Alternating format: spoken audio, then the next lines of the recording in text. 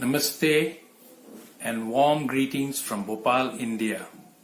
As you all must know, our city, Bhopal, is the site of the world's worst corporate massacre.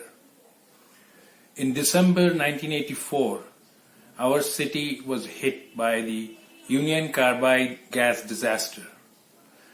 And 35 years later, today, death and disease continues, and the next generation is found to be impacted.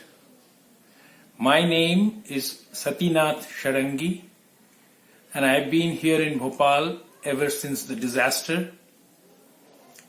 I am a founding member of the Bhopal Group for Information and Action that has been supporting the Bhopal survivors' struggle for justice and a life of dignity for the last 33 years.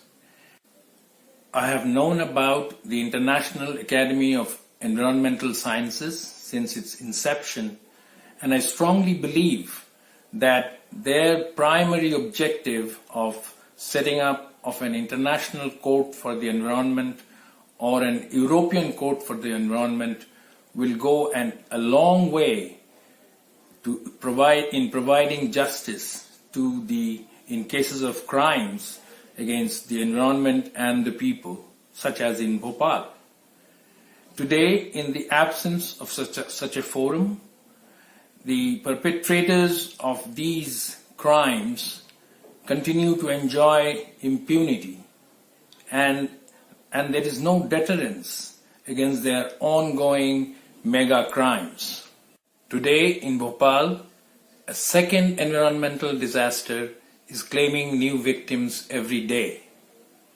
Latest scientific reports show that hazardous waste dumped recklessly by the Union Carbide management within and outside the factory have contaminated soil and groundwater for around 60 square kilometers around the factory. Contaminants that have been reported include pesticides, heavy metals, and toxic chemicals, including 6 of the dozen persistent organic pollutants.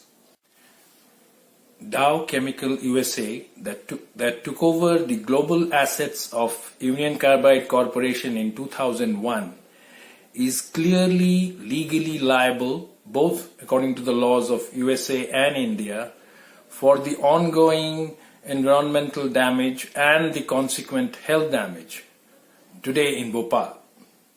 And yet it refuses to accept its legal liabilities. We strongly believe that the authors of such irresponsible acts must be liable, they must bear both criminal liabilities and civil liabilities. And the punishment that should be accorded to them must include both imprisonment and or fine.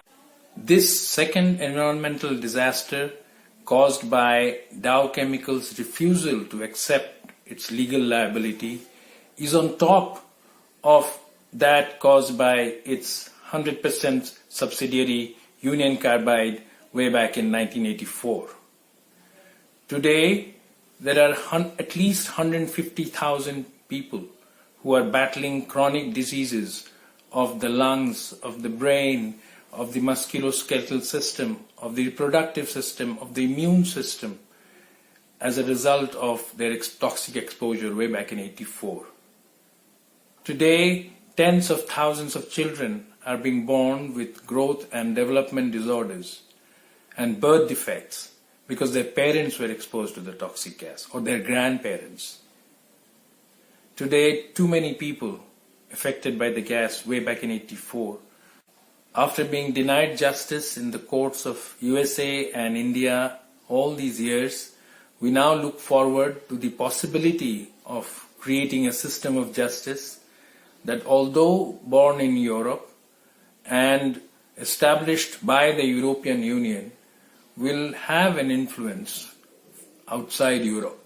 And this is the reason that we have agreed to participate in COP25 through this video message.